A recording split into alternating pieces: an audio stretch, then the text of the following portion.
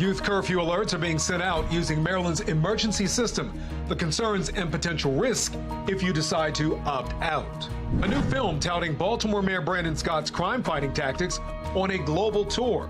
Why the mayor is canceling an overseas trip for the premiere, as we take a closer look at the numbers and why they may not match claims of success. New discrepancies in the case of the Annapolis shooting suspect, the statement from the U.S. Army that could derail the defense's claims of PTSD. Maryland's NAACP demanding immediate improvements to the education of black students. And the concern came out of years of challenges that come with African-American students being at the very bottom of everything. The three changes they want to see happen right now. Live from WBFF in Baltimore, this is Fox 45 News at 10.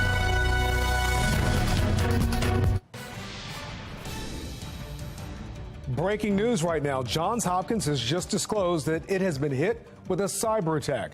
We're told that breach happened last week and targeted a widely used software tool. The breach also may have exposed private and confidential information, including health billing records.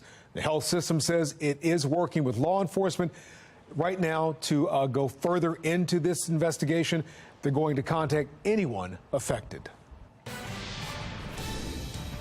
And breaking news tonight, Mayor Brandon Scott cancels a trip overseas. Good evening, I'm Maxine Stryker. And I'm Kai Jackson.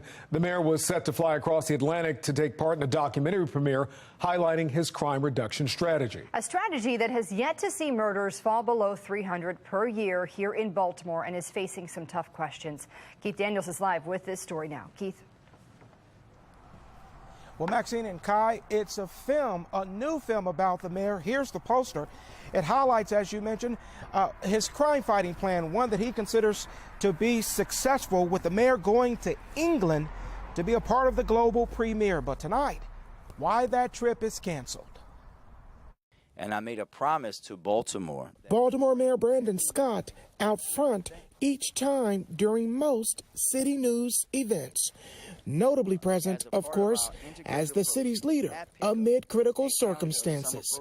But coming soon to a theater not near you. The Body Politic, a documentary to debut on the mayor's endeavors to curb violence in the city. The 92-minute film debuting this week at the Sheffield Doc Fest in England. The story first reported by the Baltimore Brew, confirmed by FOX45 News. Dr. Trevor Perry Giles.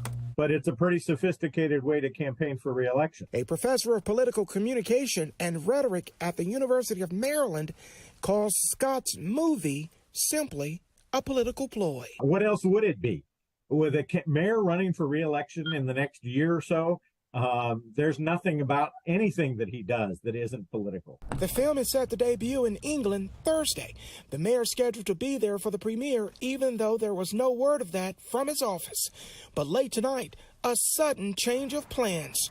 The update coming after our questions to the mayor's office, including what days will the mayor be out of the country? Does he intend to have a viewing in Baltimore City? If so, when? And who is paying for the trip? Those questions sent at about 3:30 today. 5 hours later, a response from the mayor's office saying the mayor's schedule has actually changed and he will no longer be attending the premiere because of other pressing priorities. Still, the show will go on. According to the festival's website, the documentary was filmed during the 2020 mayoral campaign and Scott's first year in office as he sought a holistic approach to reducing gun violence, an approach Scott has said has been successful. Homicides and non-fatal shootings are down compared to this time last year, but a deeper dive into the data shows crime overall is not going in the right direction. According to BPD data, as of May 27th, total Part 1 crime is up 20% compared to last year. That includes robberies, carjackings, rapes, and auto thefts. Total violent crime is down 4%, but that stat does not include common assault, which is up 13%. He knows, and his campaign knows, that the numbers probably don't add up and that they're not going to be as persuasive. So what do? You find a documentary and a documentarian who's going to present an image of you, and based on what you sent and what it looks like this documentary does, is he's a crime-fighting, forthright, honest guy who's out there working hard for the people of Baltimore. Well, the film's North American premiere will take place on Father's Day, June 18th, at the DC Docs Festival in Washington. Now, it's unclear when the film will make its way to Baltimore. Well, live tonight, Keith Daniels, Fox 45 News. Keith, thank you. Also at City Hall, a major pay raise is in the works for the city's top attorney. If the mayor signs off on a 30% raise that will be greenlit by the council, Ebony Thompson will become one of the top paid employees in the city. Her salary will go from $188,000 a year to $245,000 a year. Here's taxpayer advocate David Williams about the pay raise. This is going to have a ripple effect on the city, and really what the citizens want to see, they want to see results. So if they're going to pay upwards of $245,000, they want to see results. They don't want to just say, oh, well, this person deserves it because this is what the post demands. They want to see results from it. Coming up at 10:30 tonight, we take a look at how much of your tax dollars are going to city agencies under the new budget, plus lingering questions after Commissioner Michael Harrison's announcement that he's leaving. What we're learning about his contract and the timing of his resignation coming up at 10:30. New tonight, a 21st century tool to combat a decades-old concern: children breaking curfew and causing trouble. But is an emergency alert system to blast out robocalls and text messages citywide the right way to ask, do you know where your children are? Jeff Abel with new calls, texts, and concerns. In Baltimore lately, the phones have been buzzing with what the city calls an emergency. But listen closely. Hey, Baltimore, as a reminder, curfew engagement is in effect from 11 p.m. to 6 a.m. throughout the summer. The message seems all too similar to the ones that hit the airwaves decades ago. It's 10 p.m. Do you know where your children are? It's 11 o'clock. Do you know where your children are? It's 11 p.m. Do you know where your kids are? These messages were broadcast as public service announcements, but not this new round of messaging. These messages, which are hitting landlines, cell phones, and text messages, are being broadcast through the city's emergency notification system, the same system that normally alerts residents about severe weather or contaminated water. It's a misuse of the emergency system. More than 500,000 city residents have been receiving the messages, which some critics believe are hardly emergencies. We're talking about a curfew that's non-enforceable. We're talking about curfew centers that are vacant on the weekends. So what was the emergency? But by deploying the city's emergency notification system, some residents fear the next emergency call they receive may not be taken so seriously. That's like a person who's going to sit here and lie to you over and over and over again in the moment that they finally in an emergency and they're telling the truth. You don't believe them. The city says the school district will be sending the next curfew call and is expected to be delivered through the school's own notification system. Jeff Abel, Fox 45 News. Well, this brings us to our question of the day. Should the emergency alert system be used to send out curfew reminders? We just opened the poll. You can go to foxbaltimore.com/vote to weigh in. It has been several days since 3 people were killed in a mass shooting in a quiet Annapolis neighborhood. And tonight, a judge ordered 43-year-old Charles Smith to remain behind bars. Fox 45's Amy Simpson takes a closer look at new discrepancies about Smith's past. In court yesterday morning, Smith's defense attorney said his client has no prior criminal record and suffers from PTSD related to military service and time spent in Afghanistan. But new information today is raising questions about those claims. Inside of an Annapolis courtroom this week, prosecutors said 43-year-old Charles Smith snapped due to the loud noise of a party on his block Sunday night. Charging documents say a fight over parking prompted Smith to allegedly kill 3 men and injured 3 others in front of his home. There's still a lot of questions that we have that have not been answered yet. As investigators say it's too soon to declare a motive, Smith's defense attorney provided a glimpse of the man behind the mugshot, telling a judge Smith is single, lives with his parents, has no prior criminal record, and suffers from post-traumatic stress disorder following his military service and time in Afghanistan. Today, a spokesperson for the U.S. Army confirmed Smith served as an imagery analyst from February 2008 to June 2013, but said Smith had no deployments and held the rank of specialist at the end of service. By phone today, we asked Smith's attorney, Mark Howes, for clarity on this contradiction. Howes said that's the information he has about his client, and he's prepared to provide evidence of Smith being in Afghanistan. Today, we also asked the U.S. Army if Smith was honorably or dishonorably discharged from service. That spokesperson said due to privacy considerations, the U.S. Army does not release characterization of discharge.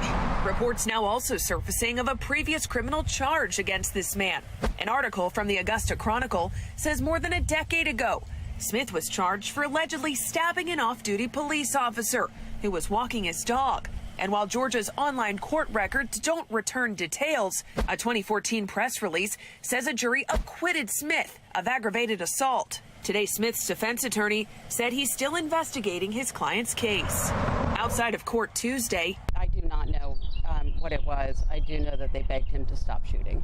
An attorney for the father and son killed Sunday and sister of the third man killed. We can't keep losing, our loved ones like this, not a week before Father's Day. Reacted to the defense's courtroom revelation that Smith suffers from PTSD. Anytime one hears that someone is suffering from PTSD, especially after serving our country, that's significant and it's not a small issue. However, we don't think it in any way excuses his behavior or the damage that he's done to this family. This sister, reeling from tragedy, said she won't stop until this is classified as a hate crime. What happened here is not, an act of PTSD. This is a murder. This was a murder that was committed. And today, the ATF, the Federal Bureau of Alcohol, Tobacco, Firearms, and Explosives, did not respond to questions about its involvement in this investigation or about the weapons recovered from the scene there in Annapolis. Meanwhile, Smith is scheduled to be back in court for a preliminary hearing July 12th. Back to you. In the wake of the Annapolis shooting, state leaders called for new gun restrictions, but new data from a Gonzales poll shows Marylanders want accountability for illegal firearm offenders. According to the results, 89% of Maryland voters want possession of a stolen firearm to be a felony in the state. Pollster Patrick Gonzales saying it's one of the most popular public safety proposals when it comes to bipartisan support. Here, there is near unanimity. About 90% of Marylanders, whether they're black or white or male or female or young or old or progressive or conservative, agree that the possession of a stolen firearm should be a felony. Still ahead on Fox 45 News at 10 o'clock tonight, the Maryland NAACP describes the plight of public education for black students as, quote, dreadful. Tonight, Project Baltimore reports on 3 changes the civil rights group wants to see. Plus, a new survey takes a pulse of teachers in Baltimore City. The biggest concern that has many saying they're done with education. Our drought and our rainfall deficit continue to build. We're running nearly 9 inches of rain below average on the year. I'm going to let you know when we could see some more well-needed showers. We're going to time them out hour by hour in my Weather Authority forecast. And coming up at 10:30 tonight, the Baltimore City Council rejects City State's Attorney Ivan for additional funding. We press them for answers and break down where your tax dollars are going.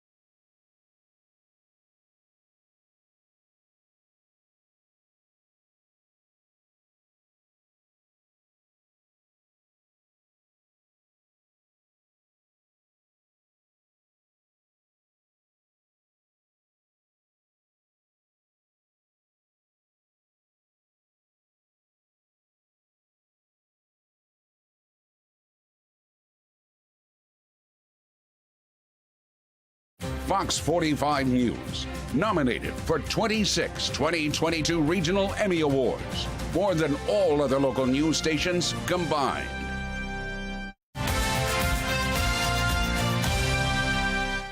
Tomorrow will mark what the NAACP of Maryland considers an historic moment. The civil rights group is calling on public school leaders to come together to improve what it calls the critical status of African American students. Now, this meeting will happen Thursday and Friday in Linthicum Heights in Baltimore County. Willie Flowers, the president of the Maryland State chapter of the NAACP, spoke with Fox 45 News about the conference, where school leaders are invited to discuss solutions to a number of issues impacting black students in Maryland. And the concern came out of years of challenges that come with African-American students being at the very bottom of everything. There should be some strategy to look at the front-end situations that create these challenges that students have in the public schools, when it comes to test scores, when it comes to the details of how they interact with discipline issues, when it comes with who can be identified for special support, IEPs. Flowers says these issues are not limited to any one district. Superintendents from all over the state have been asked to attend. In demanding action from school leaders, the Maryland NAACP cites a number of failures concerning the education of African American students. Project Baltimore's Chris Papst has been reporting on many of those concerns for years. The point of this conference, according to the NAACP, is to find solutions that'll work immediately, not 10 years from now.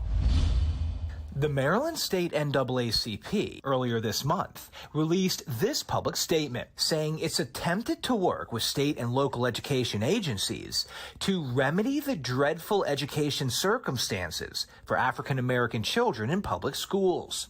The situation, according to the NAACP, is intolerable and getting worse. The civil rights group cites several issues, including, number one, lagging academic achievement and students graduating without necessary proficiency. There's an urgency about the work we're doing. Back in 2017, Project Baltimore spoke with Jack Pinnell, founder of the Baltimore Collegiate School for Boys, about a grim reality. 9 out of 10 black boys in Baltimore City are not reading at grade level. And so 9 out of 10? 9 out of 10. That same year, 13 Baltimore City high schools had 0 students among those who took the state exam score proficient in math.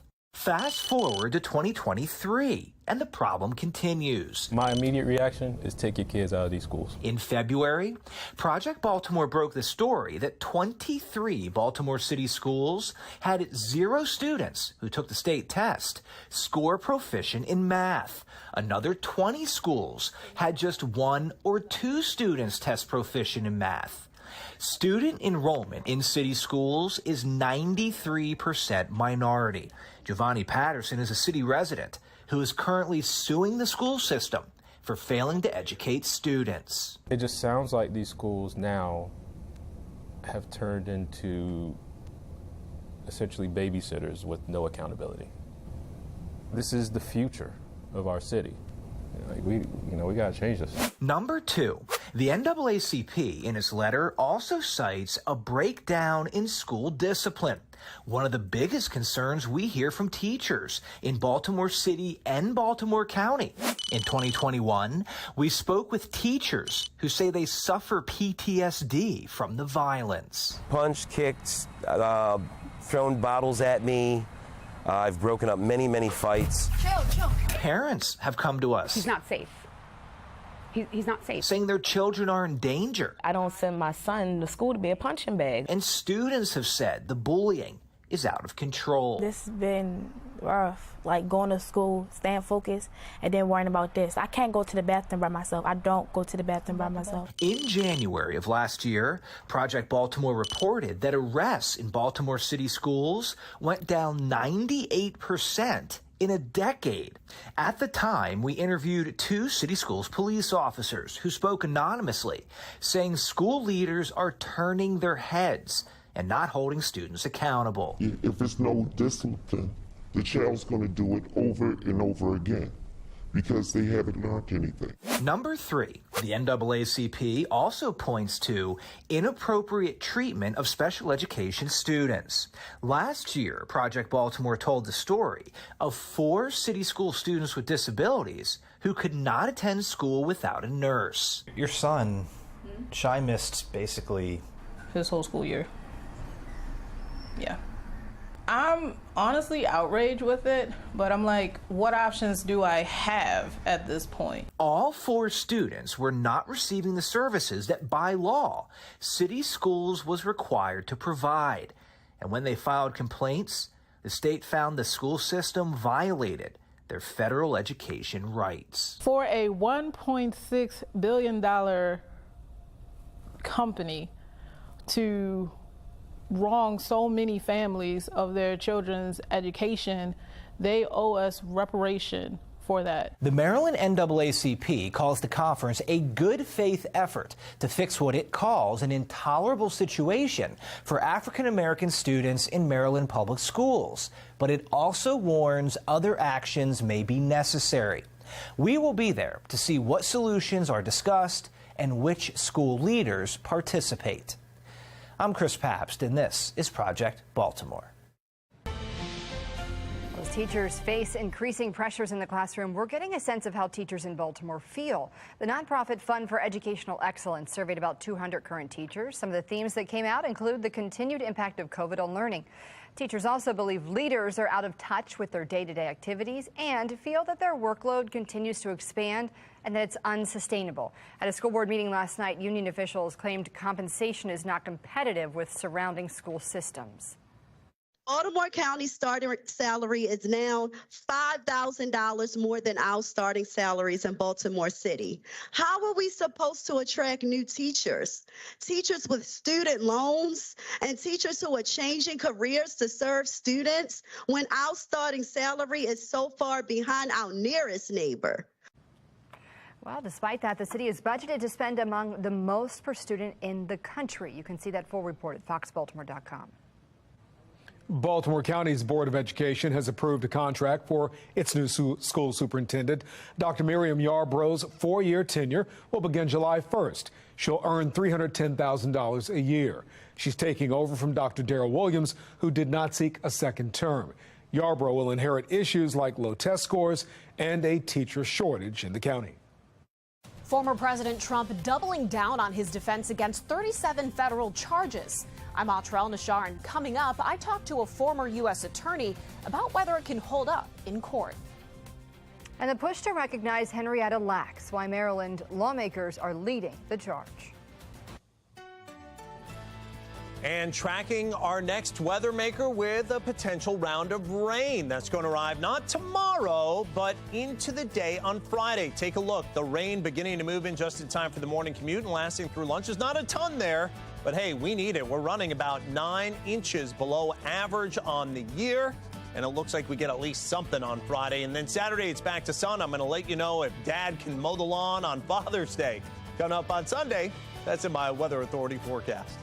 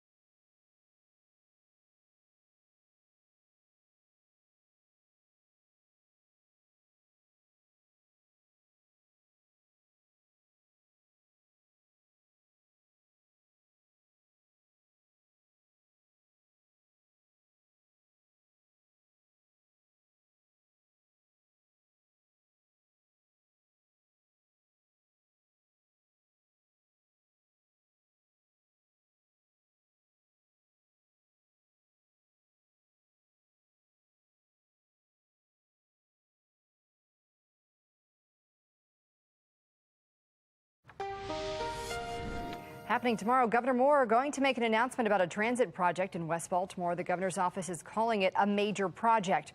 We expect state and city leaders to join the governor. It's happening at 3, and you can watch it live at foxbaltimore.com.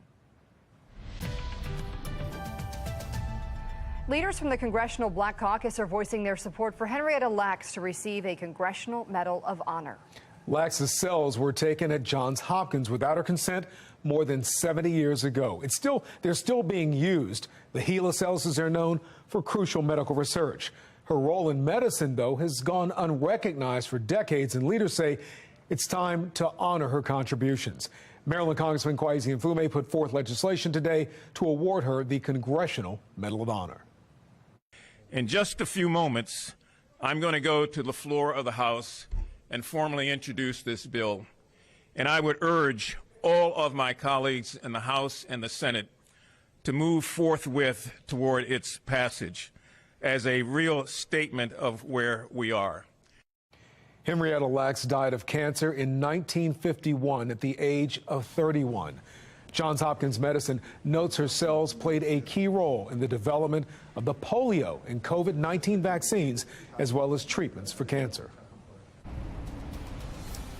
I'm Vincent Hill. More questions than answers after the release of Commissioner Harrison's contract, but the mayor's office is being tight-lipped. That's coming up at 10:30.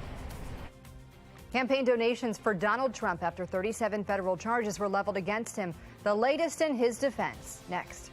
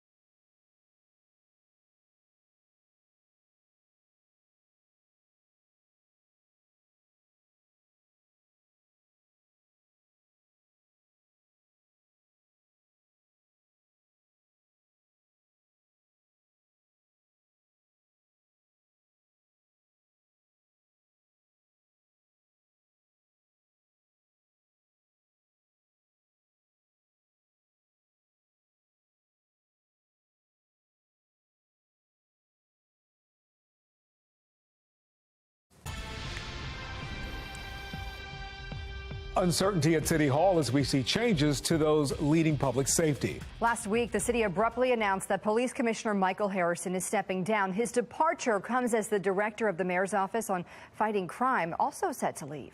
Tonight, Fox 45's Vincent Hill is live with what this means for the city and the residents. Vincent. Yeah, Kai and Maxine, who's left and who will stay? That's the big question as the election year for the mayor's office is right around the corner. More questions than answers when it comes to the state of public safety in Baltimore. We've heard everything else. but what does the new leadership have to offer? That was a question to be answered by the new acting commissioner, Richard Worley.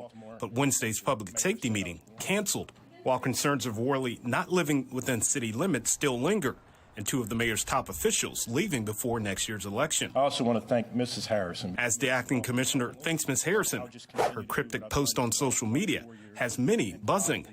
Fox 45 learned Harrison resigned and was not asked to leave. The social media comments full of speculation. Fox 45 also learned Harrison's resignation required a 90-day notice. The citizens elected me to work with whomever is in that position. I will do that. City State's Attorney Ivan Bates is still surprised by the unexpected change. So, yeah, it was a shock. We asked the mayor's office when exactly Harrison submitted his resignation, the city refusing to answer, claiming it's a personnel matter. Meanwhile, Muncie Director Shantae Jackson stepping down. And when asked what's next for the program, never, ever will I prioritize any news about me over top of news about our young people. So we can save that question for a time when I'm ready to share it. Thank you. That was last month, and still no answer, as her resignation date of June 30th fastly approaches. This is a particularly bad time for turmoil and turnover of this kind. Through Vignaraja, calling the timing of questionable leadership changes the wrong time for the city of Baltimore. We're on the eve of the killing months of the summer. Vignaraja says the current uncertainty at City Hall will have a lingering effect in the minds of Baltimoreans. When you have questions that still linger around why people are leaving, what it is about the timing of when they're leaving, you're all left a little nervous that there's more that's going to come, that another foot is going to drop. And another big question is what happens to Worley if Mayor Brandon Scott is not reelected? For now, we're live at City Hall. Vincent Hill, Fox 45 News. Well, so far this year, 126 people have been killed in the city. 272 have survived being shot. While those numbers are down from last year, there are concerns the city could see a spike in summer crime amid a major change in leadership within the department. Attorney General Merrick Garland met today with nearly 100 U.S. attorneys and the heads of the Department of Justice's law enforcement components. They're mapping out their summer strategy to crack down on violent crime. Garland wants to put an emphasis on investigating the most violent cases, which includes several major operations like the U.S. Marshals, North Star, and DEA's Overdrive, or the DEA's Overdrive. Now, the DOJ plans to award more than $1 billion in grants to help state and local efforts in fighting crime. We have also accelerated our efforts to fight gun violence on every front, from cracking down on criminal gun trafficking pipelines to updating regulations to deepening our partnerships with state and local law enforcement. Well, so far this year, the Department of Justice has prosecuted more than 6,000 people for violent crime. Political commentator Armstrong Williams talks with City State's Attorney Ivan Bates about public safety in Baltimore. Williams asked him about his stance on bail, the new citation docket, and juvenile crime. When I have a young person, let's say 15, 16, 17, that commits a murder, where I'm, yes, have to look at that young person, but state's attorney, I have to look at the victim, because that victim is now gone. That victim's family will never hold their loved one again. And yes, I do recognize that the age of an individual is very important, their brain development is very important, but we still have to hold young people accountable. Young people need to know the difference between right and wrong. You can watch our Your Voice, Your Future town hall this Sunday at 5 p.m. on Fox 45. It also airs Saturday at 4 on the CW Baltimore and Sunday at 7 on MyTV. You can also watch anytime on our website, foxbaltimore.com. History has played out inside Baltimore City Hall. For the first time, council members had a bigger say in how much of your tax dollars should go to city agencies. Rebecca Pryor reports. Obviously, this is the first time that the City Council has had the ability of doing this in 125 years. With the newfound power to move money within Baltimore's budget, Wednesday, this bill's approved. City Council approving nearly $12 million worth of amendments to the mayor's $4.4 billion proposal. I congratulate all of you for being part of history. The majority of which is being shifted to the fire department, who will receive $5 million to purchase new equipment. Another $2 million will be used to improve city surveillance, with $1 million going to renovating city watch cameras and another $1 million going to new city watch cameras. Really focused on what those citywide priorities were and make sure we work toward that. As for cuts, the council slashing $1.7 million from the embattled Baltimore Office of Promotion and the Arts, also known as BOPA. The governance structure of that organization is deeply broken. However, according to Councilman Eric Costello, should BOPA make improvements to their administrative issues within the next 3 months, that money could be reinstated. But if they don't, we will find another function to do this same work. BOPA leadership responding with a statement that reads in part, quote, "While we're dismayed by the decision of the City Council to again withhold budgeted funding, we are also committed to working collaboratively with the Council and Office of the Mayor to address their concerns."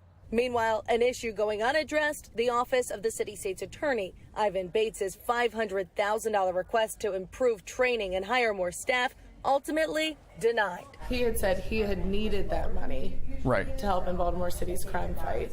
Yeah, What look, is the council saying by not giving it? every single agency needs more money. Each and every one of our public safety agencies need more money, and we're going to continue to work with those public safety agencies to do our very best to get them the resources they need. But you guys could have given him the money and then you didn't. Again, we're going to continue to work with each of our public safety agencies to do everything humanly possible to get them the resources they need. Rebecca Pryor, Fox 45 News.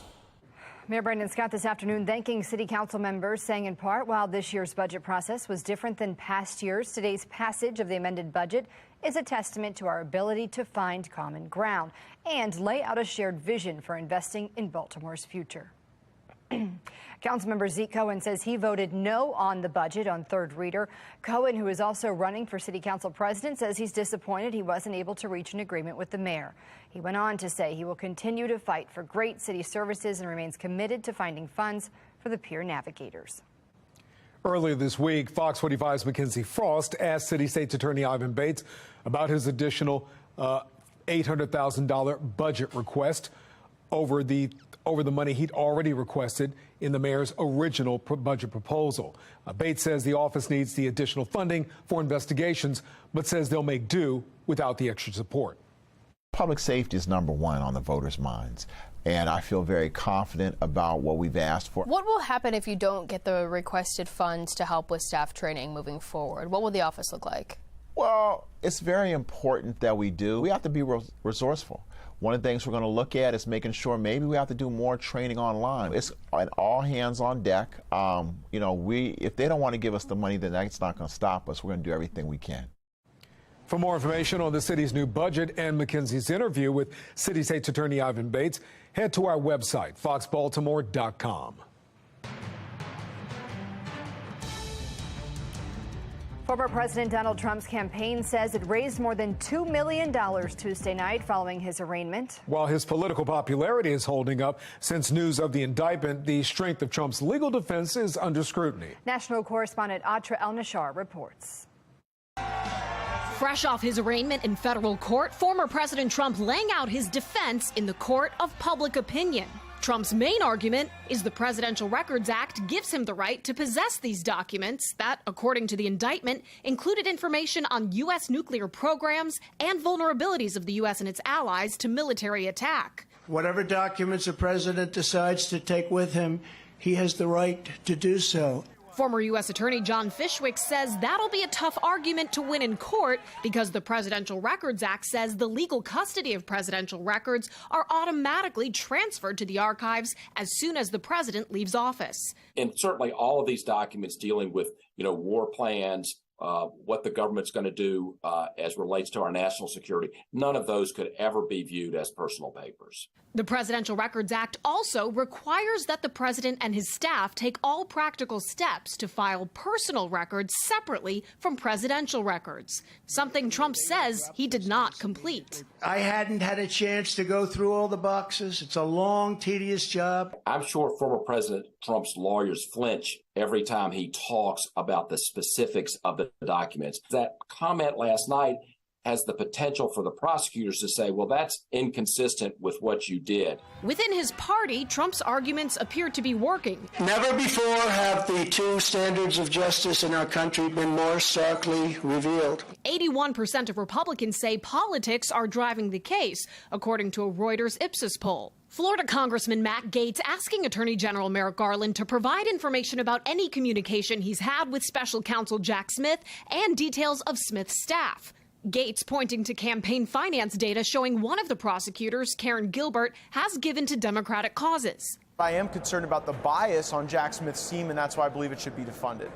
Garland made some rare public comments about the special counsel on Wednesday, telling reporters Smith is a veteran career prosecutor who's assembled a talented team committed to integrity and the rule of law. In Washington, I'm Atrell Nashar. New tonight, word that the former Marine who put a home